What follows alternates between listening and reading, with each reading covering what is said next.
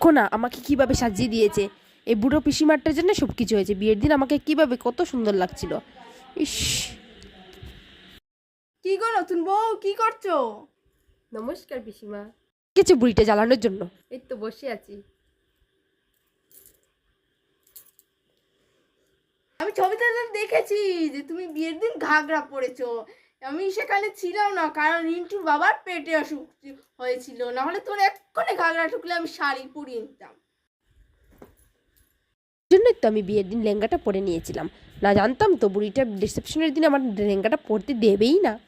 আজকে দেখতে তোমাকে কত ভালো লাগছে। সেদিন তো তুমি ঝুপড়া লাগছিলে, তুই জঙ্গলি ভূত।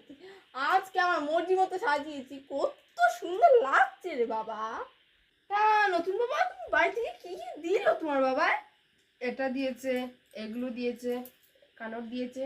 ও, তা নেকলেসটা কি সোনার? হ্যাঁ সোনার। আমি তো ভাবলাম আমার ইমিটেশনের মতো লাগছে।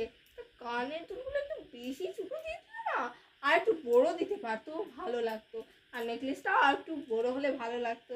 হাতে তো দেখছি তেমন কিছুই দেয়নি, এগুলো দিয়েছে। আর একটু দিতে পারতো, মানে বেশি কিছু দেয়নি, তাই না? তা পিসিমণি, আপনার বিয়ের সময় আপনার বাবা কত বড় সোনা দিয়ে দিয়েছিল?